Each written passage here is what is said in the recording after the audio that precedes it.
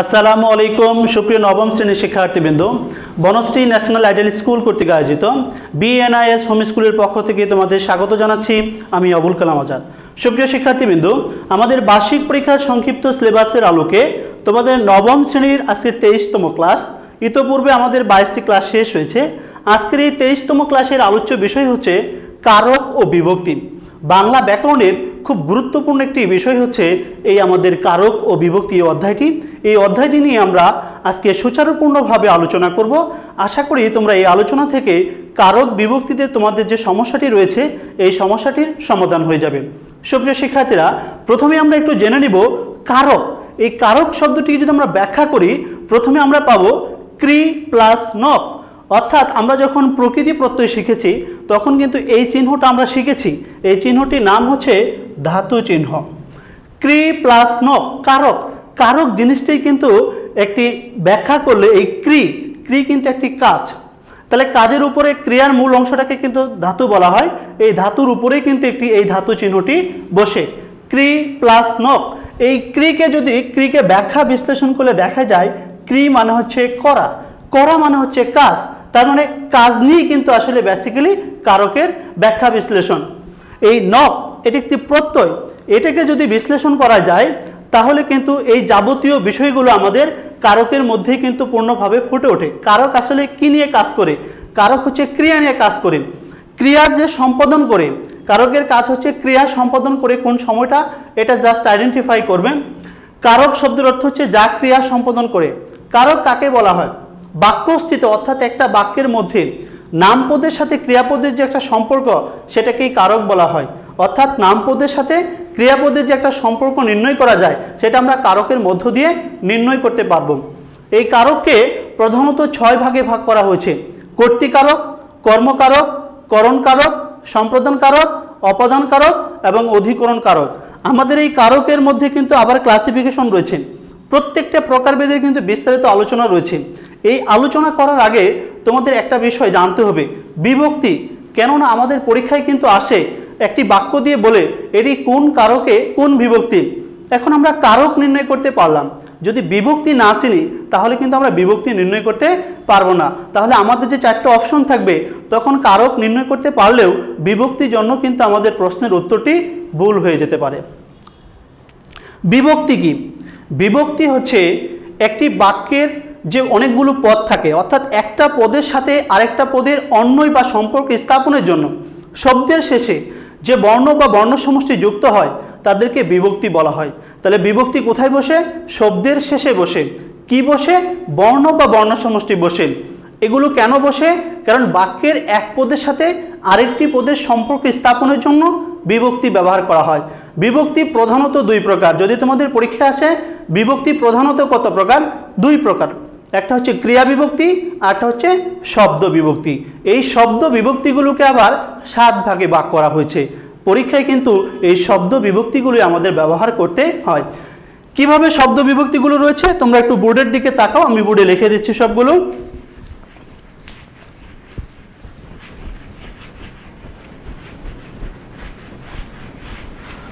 বিভক্তি, শব্দ বিভক্তি 7 প্রকার। প্রথম বিভক্তি থেকে সপ্তমী বিভক্তি পর্যন্ত। তাহলে আমরা বলবো প্রথম বিভক্তি। প্রথম বিভক্তিগুলো হচ্ছে শূন্য, যেটাকে বাংলায় আমরা শূন্য বলি, মানে শূন্য মানে এখানে বিভক্তি নেই। তারপরে অ। দ্বিতীয় বিভক্তি হচ্ছে কে রে। তৃতীয় বিভক্তি হচ্ছে দ্বারা দিয়ে কর্তৃক, দ্বারা দিয়ে কর্তৃক। চতুর্থ বিভক্তি হচ্ছে, চতুর্থ বিভক্তি এবং দ্বিতীয় বিভক্তি সেম, কিন্তু এই চতুর্থ বিভক্তি শুধুমাত্র সম্প্রদান কারকে ব্যবহৃত হবে। একটু পরে আমরা জানবো যে সম্প্রদান কারকটা আসলে কি। এটা শুধুমাত্র সম্প্রদান কারকে বসবে। পঞ্চমী বিভক্তি হচ্ছে হতে, থেকে, চেয়ে। ষষ্ঠী বিভক্তি হচ্ছে র এর। সপ্তমী বিভক্তি হচ্ছে এ অন্তস্থ তে। একটু খেয়াল করো, বিভক্তির মধ্যে আমরা শুধু সংক্ষেপে কিন্তু এটা আলোচনা করেছি। তোমাদের পাঠ্য বইয়ে দেখবে একবচন এবং বহুবচন রয়েছে। আমাদের বহুবচন জানার কোনো প্রয়োজন নেই। আমি যে বোর্ডে লিখে দিয়েছি এই জিনিসগুলো জানা থাকলে আমরা বিভক্তি নির্ণয় করতে পারবো। তাহলে প্রথমা বিভক্তি শূন্য অথবা অ। একটা জিনিস খেয়াল করবা, একটা বাক্যের মধ্যে যতগুলো পদ থাকে প্রত্যেকটা পদেই কিন্তু বিভক্তি রয়েছে। যদি কোনো পদে বিভক্তি না থাকে তাহলে ধরে নেব সেখানে শূন্য বিভক্তি রয়েছে। আমাদের প্রথমা বিভক্তি আর শূন্য বিভক্তি একই কথা। দ্বিতীয় বিভক্তি কে রে, যেমন আমাকে একটি কলম দাও, এই যে আমাকে, আমাকে শব্দের সাথে একটি কে বিভক্তি রয়েছে, কেটা শব্দের শেষেই বসে, রে কে রে এই বিভক্তিটি দ্বিতীয় বিভক্তি। তৃতীয় বিভক্তি হচ্ছে দ্বারা দিয়ে কর্তৃক। চতুর্থ বিভক্তি কে রে, এটি মাত্র সম্প্রদান কারকে ব্যবহৃত হবে। পঞ্চমী বিভক্তি হতে থেকে চে। ষষ্ঠী বিভক্তি র এর। সপ্তমী বিভক্তি এ অন্তস্থ অ তে। এই বিষয়গুলো কিন্তু তোমাদের মনে রাখতে হবে। যদি মনে রাখতে না পারো তাহলে কিন্তু বিভক্তি নির্ণয় করতে গিয়ে ভুল হবে। আমরা এখন একে একে কর্তৃকারক থেকে শুরু করে অধিকরণ কারক পর্যন্ত বিস্তারিতভাবে ব্যাখ্যা করব।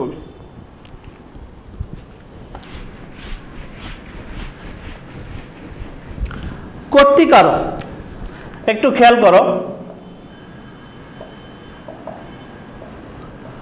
কর্তৃকারক আমরা শর্টকাট টেকনিকে আমরা নির্ণয় করতে পারবো। একটা বাক্যের মাঝে কিন্তু ক্রিয়া থাকে, ক্রিয়া ব্যতীত কিন্তু বাক্য গঠিত হয় না। প্রথমে আমরা যখন একটি বাক্য দেওয়া থাকবে সেই বাক্যের মধ্যে কিন্তু স্পেসিফিক কিছু শব্দের নিচে আন্ডারলাইন করা থাকবে, তখন বলবে এটি কোন কারকে কোন বিভক্তি। প্রথমেই যে আন্ডারলাইন যুক্ত শব্দটি থাকবে সেই শব্দটার অ্যান্সার পাওয়ার জন্য তোমরা ওই বাক্যের ক্রিয়াকে খুঁজবা। ক্রিয়াকে খুঁজে যদি কে বা কারা দ্বারা ক্রিয়াকে প্রশ্ন করে যে উত্তর পাবা সেটাই হচ্ছে কর্তৃকারক। কিংবা একটু খেয়াল করো, তাহলে এটা কি দিয়ে, ক্রিয়াকে কি দিয়ে প্রশ্ন করব? ক্রিয়াকে কে বা কারা দিয়ে। ক্রিয়াকে কে বা কারা দ্বারা প্রশ্ন করলে যে উত্তর খুঁজে পাওয়া যায় সেটাই হচ্ছে কর্তৃকারক। একটা উদাহরণ দিলে ভালো বুঝবা। একটু খেয়াল করো যে ছাত্ররা ফুটবল খেলে। ছাত্ররা ফুটবল খেলে, আমি ছাত্ররা নিচে আন্ডারলাইন করলাম, আন্ডারলাইন করে তোমাদের প্রশ্ন করলাম এটি কোন কারকে কোন বিভক্তি। তাহলে একটু খেয়াল করো তো, এখানে ক্রিয়া কোনটা? খেলে। এই খেলেটাকে কে বা কারা দিয়ে প্রশ্ন করো। আমি যদি প্রশ্ন করি কারা খেলে, কারা খেলে, ছাত্ররা খেলে, তাহলে ছাত্ররা আমরা পেয়ে গেছি, এটা হচ্ছে কর্তৃকারক। ছাত্ররা কারা দিয়ে প্রশ্ন করে আমরা খুঁজে পেলাম যে এটা কর্তৃকারক। এখন প্রশ্ন হলো এটা কর্তৃকারকে কোন বিভক্তি? কর্তৃকারকে কোন বিভক্তি? ছাত্ররা। আমরা কি রা কোনো বিভক্তি পেয়েছি? নিশ্চয়ই না। আমরা ষষ্ঠী বিভক্তি পড়েছি র বা এর, তার মানে রা কোনো বিভক্তি নেই। তাহলে এটা হচ্ছে কর্তৃকারকে শূন্য বিভক্তি বা প্রথমা বিভক্তি, প্রথমা বা শূন্য বিভক্তি। পরীক্ষায় কিন্তু 4টা অপশন দেওয়া থাকবে, এরকম থাকবে যে কর্তৃকারকে প্রথম বা শূন্য বিভক্তি, কর্মকারকে শূন্য বিভক্তি, বা অধিকরণ কারকে শূন্য বিভক্তি, আসতে পারে যে অপদান কারকে সপ্তম বিভক্তি। এভাবে 4টা অপশন দিয়ে দিবে। কিন্তু তোমাকে কিন্তু এই সেন্টেন্সটাকে প্রশ্ন করে কে বা কারা দ্বারা প্রশ্ন করবা। অনেক সময় আমরা যখন কর্মকারক পড়ব তখন কি বা কাকে দ্বারা প্রশ্ন করব। তারপরে যখন করণকারক পড়ব কিসের দ্বারা বা কিসের উপায়ে দ্বারা প্রশ্ন করব। এই শর্টকাট টেকনিকগুলো যখন আমরা জেনে যাব তখন কিন্তু আমরা যে কোনো সেন্টেন্সকে আমরা কিন্তু সহজেই আমরা কারক নির্ণয় করতে পারব। তার মানে আমরা কর্তৃকারক জিনিসটা কি আমরা কিন্তু একটা উদাহরণ দিয়ে বুঝতে পারলাম। এই কর্তৃকারককে কিন্তু আবার কয়েকটা ভাগে ভাগ করা যায়, 4 ভাগে ভাগ করা যায় কর্তৃকারককে। কি ভাগে ভাগ করা যায়? কর্তৃকারককে মুখ্য কর্তা, তারপরে প্রযোজক কর্তা। তোমাদের পাঠ্য বই এগুলো বিস্তারিত আলোচনা রয়েছে, আমি জাস্ট একটু বুঝিয়ে দিচ্ছি যে কোনটা কিভাবে হবে। প্রযোজ্য কর্তা এবং ব্যতিহার কর্তা। মুখ্য কর্তা মানে কিন্তু সাবজেক্ট, যেই কর্তৃ সেই কর্তা, অর্থাৎ কর্তৃ বা কর্তার মধ্যে কোনো পার্থক্য নেই। কর্তৃ বা কর্তা হচ্ছে একটি বাক্যের সাবজেক্ট হিসেবে বসে। তারপরে মুখ্য কর্তা মানে হচ্ছে যে ওই সাবজেক্ট একটি বাক্যের যে কর্তা থাকে সেই কর্তাই কাজটা সম্পাদন করে। একটু উপরের উদাহরণটা খেয়াল করো, ছাত্ররা ফুটবল খেলে, তাহলে এই খেলার কাজটা কে করেছে? ছাত্ররা করেছে। তাহলে এটাকে আমরা বলতে পারি মুখ্য কর্তার উদাহরণ। প্রযোজক কর্তা কি? প্রযোজক কর্তা হচ্ছে যে নিজে না করে অন্যকে দিয়ে কাজ করায়, নিজে না কাজ করে অন্যকে দিয়ে যে কাজ করায় সেটাই হচ্ছে প্রযোজক কর্তা। যেমন আমি যদি বলি শিক্ষক ছাত্রদের ব্যাকরণ পড়াচ্ছেন, শিক্ষক ছাত্রদের ব্যাকরণ পড়াচ্ছেন, পড়ার কাজটা ছাত্ররাই বেসিক্যালি করছে, কিন্তু শিক্ষক ছাত্রদের দিয়ে কিন্তু জিনিসটা করাচ্ছে। তাহলে এখানে শিক্ষক হচ্ছে প্রযোজক কর্তা। এই উদাহরণগুলোই কিন্তু পরীক্ষায় আসবে, কেননা এগুলো পাঠ্য বইয়ের উদাহরণ। প্রযোজ্য কর্তা কি? প্রযোজ্য কর্তা হচ্ছে যে কর্তা নিজেই সেই কাজটি করবে। একটু খেয়াল করো, যখন একটি সিনেমা তৈরি করা হয় তখন দেখবে যে প্রডিউসার থাকে বা যে ডিরেক্টর থাকে সে কিন্তু আসলে কাজ করে না, কাজটা করিয়ে এনে দেওয়া, মানে কাজটা করিয়ে এনে দেওয়া হয় কাদের দিয়ে? কাজটা করানো হয় নায়ক বা নায়িকা এবং অন্যান্য যে অভিনেতা বা অভিনেত্রী থাকে তাদের দিয়ে কাজটি করিয়ে নেয়। তার মানে সিনেমার যে ডিরেক্টর তিনি হচ্ছেন প্রযোজক, আর যারা কাজ করে নায়ক বা নায়িকা অথবা অভিনেতা বা অভিনেত্রী এরা হচ্ছে সবাই প্রযোজ্য। তার মানে শিক্ষক ছাত্রদের ব্যাকরণ পড়াচ্ছেন, একটু খেয়াল করো তো, শিক্ষক ছাত্রদের ব্যাকরণ পড়াচ্ছেন। এখানে তাহলে শিক্ষক আমরা পেয়েছি যে প্রযোজক কর্তা, আর এই ছাত্রদের হচ্ছে আমাদের প্রযোজ্য কর্তা, অর্থাৎ যে নিজেই কাজটি করে সেটা হচ্ছে প্রযোজ্য কর্তা।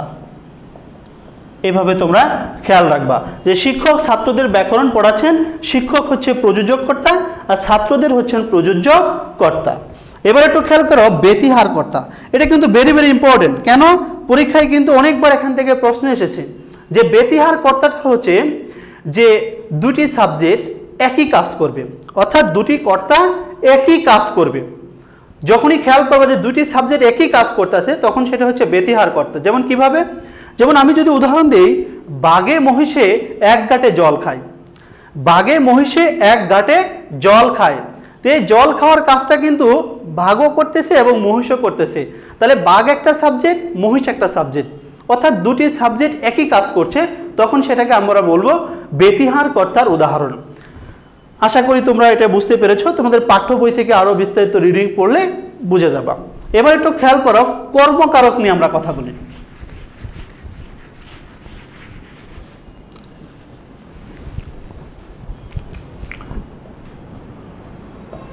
কর্মকারক, এই কর্মকারক জানার আগে জানতে হবে কর্ম জিনিসটা কি।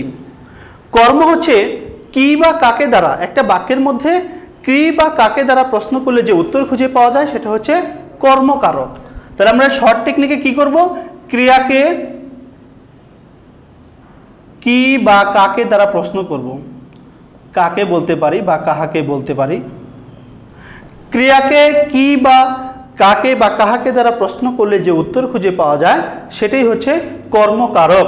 এই কর্মকারককে আমরা দুই ভাগে ভাগ করা যায়, একটা হচ্ছে মুখ্য কর্ম, একটা হচ্ছে গৌণ কর্ম।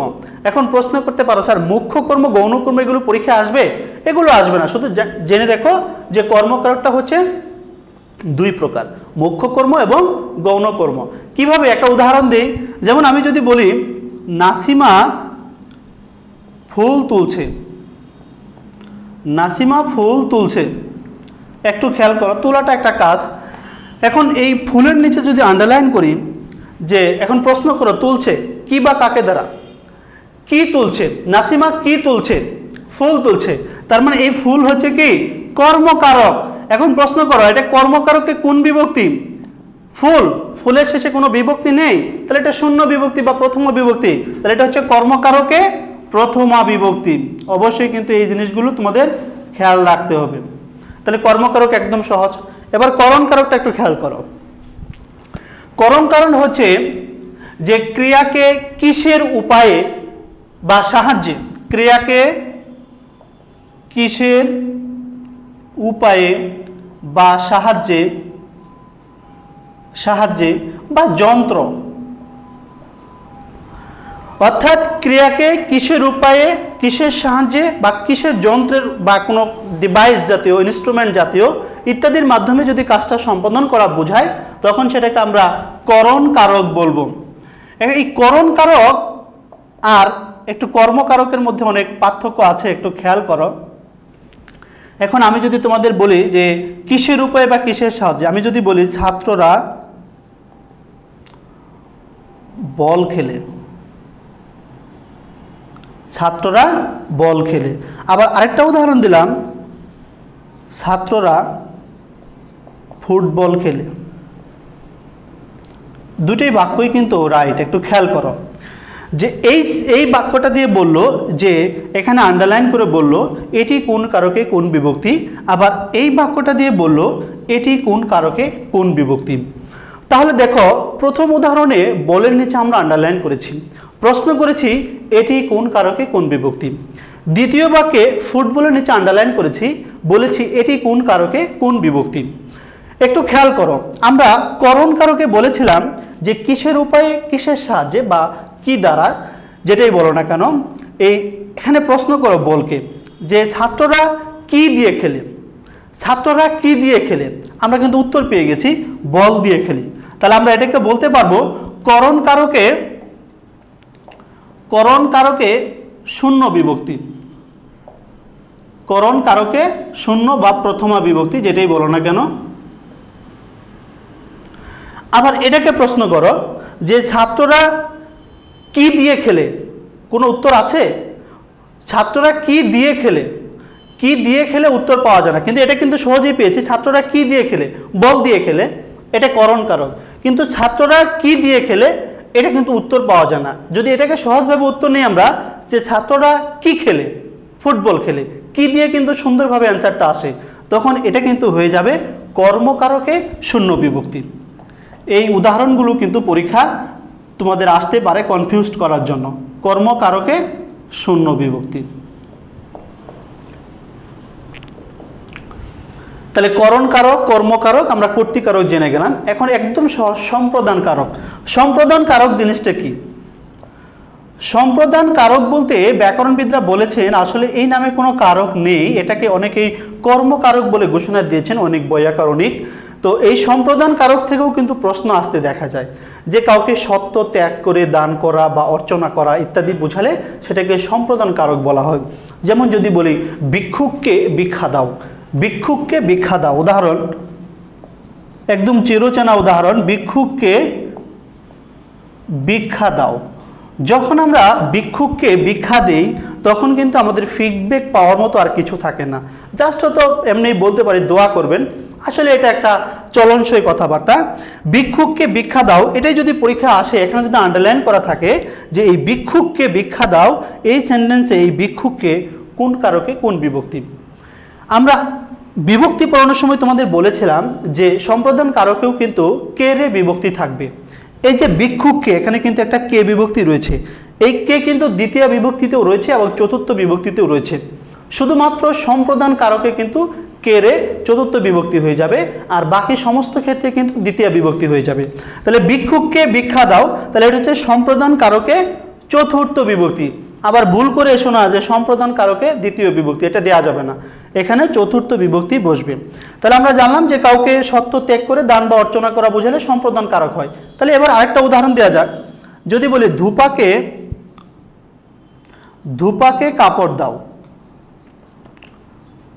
ধূপাকে কাপড় দাও, এখানে ধূপাকের নিচে আন্ডারলাইন করলাম, এটি কোন কারকে কোন বিভক্তি হবে? ধূপাকে কাপড় দাও, এটা কি সম্প্রদান কারকে চতুর্থ বিভক্তি হবে? নিশ্চয়ই না। কেন? ধূপাকে যখন আমরা লন্ড্রিতে যখন কাপড় দেই, কাপড় কিন্তু সেই লন্ড্রির ব্যক্তিকে কিন্তু একেবারে ফ্রিতে দিয়ে দেয় না, অবশ্যই কয়েকদিন পরে নিতে যায়। তার মানে এটা হবে ধূপাকে কাপড় দাও। এটা কি বা কাকে দ্বারা প্রশ্ন করতে হবে যে কাকে কাপড় দাও, ধূপাকে কাপড় দাও।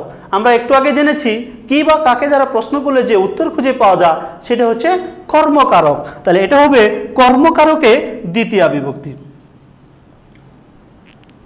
কর্মকারকে দ্বিতীয় বিভক্তি।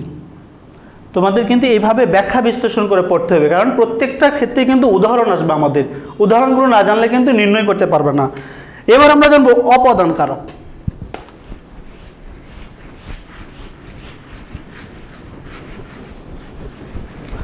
অপদান কারক একদম সহজ, একটু খেয়াল করো। অপদান কারকটা হচ্ছে অপাদান কারকে হতে থেকে যে বিভক্তিগুলো থাকে মাঝে, এছাড়াও আর যে বিষয়গুলো থাকে, যেমন যা থেকে কিছু বিচ্যুত, গৃহীত, জাত, বিরত, আরম্ভ, দূরীভূত, রক্ষিত, যা থেকে ভয় ইত্যাদি যদি কোনো বাক্যে থাকে, অর্থাৎ কি বললাম, যা থেকে কিছু বিচ্যুত, গৃহীত, জাত, বিরত, আরম্ভ, দূরীভূত, রক্ষিত, যা থেকে ভয় পা, এরকম কোনো জিনিস যদি কোনো বাক্যে থাকে, চোখ বন্ধ করে দিয়ে আসবে এটা হচ্ছে একটি অপদান কারক। আর বিভক্তি তো আমরা জানি যে কিভাবে হয়। একটা উদাহরণ দেওয়া যাক। আমি যদি বলি যে, বললাম যে বাবাকে বড্ড ভয় পাই, বাবাকে বড্ড ভয় পাই, এই বইয়ের নিচে যদি আন্ডারলাইন করা থাকে তাহলে কিন্তু বুঝবা যে এই বাক্যে কিন্তু ভয় জিনিসটা রয়েছে, যে কাকে ভয় পায়, বাবাকে বড্ড ভয় পায়। তাহলে ভয় এই জিনিসটা যেহেতু আন্ডারলাইন করা আছে নিচে, তাহলে এটা হচ্ছে অপদান কারকে শূন্য বিভক্তি না সপ্তমী বিভক্তি। আমরা একটু আগে পড়েছি এ অন্তস্থ অ এবং ত থাকলে সেটা সপ্তমী বিভক্তি, তাহলে এটা হবে অপদান কারকে সপ্তমী বিভক্তি। খেয়াল রাখবে এটা কি, তাহলে অপদান কারকে সপ্তমী বিভক্তি। যেমন যদি বলি গাছ থেকে কাঁঠাল পড়ে,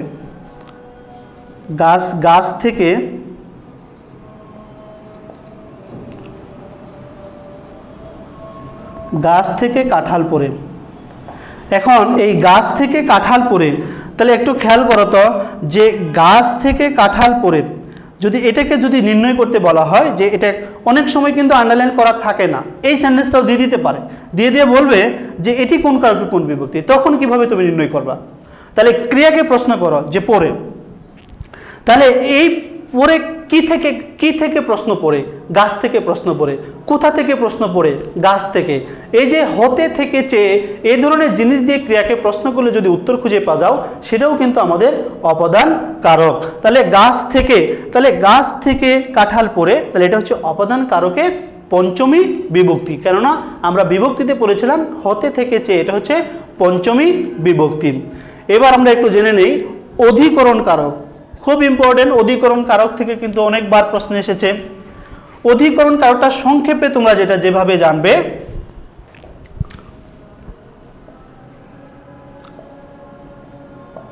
অধিকরণ কারকটা সংক্ষেপে জানতে পারবা সময়, স্থান, বিষয় বুঝালে, সময়, স্থান, বিষয় বুঝালে সেটাকে অধিকরণ কারক বলা যায়। সময়, স্থান, বিষয় বুঝালে অধিকরণ কারক হয়। তবে এক্ষেত্রে একটু ব্যাখ্যা দিচ্ছি স্যার, আমরা অপদান কারকেও কিন্তু অনেক সময় বোঝা, যেমন সোমবার থেকে পরীক্ষা শুরু হবে, সেখানেও কিন্তু একটি সময় রয়েছে, তাই বলে কি সেটা অধিকরণ কারক হবে?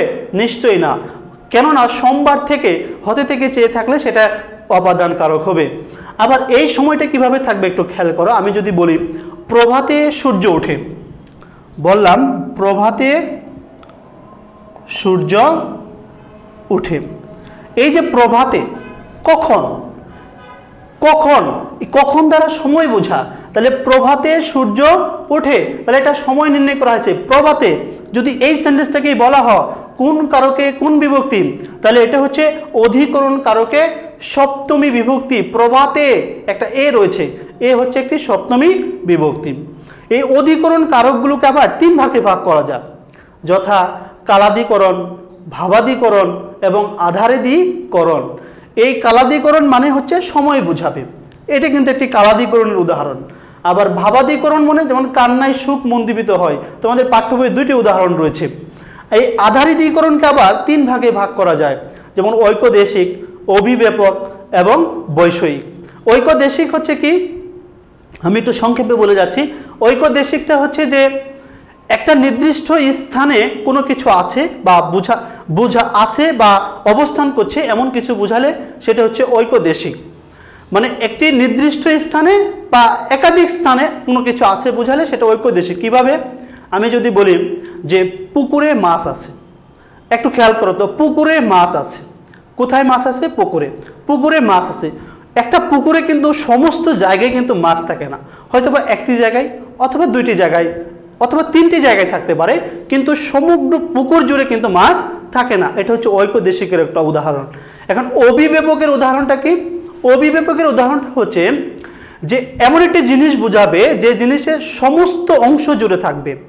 যেমন আমি যদি বলি তিলে তৈল আছে, তিলে তৈল আছে, একটা তিলের কিন্তু একটা বা দুইটা অংশে কিন্তু তৈল থাকে না, একটা তিলের সমস্ত অংশে কিন্তু তৈল থাকে।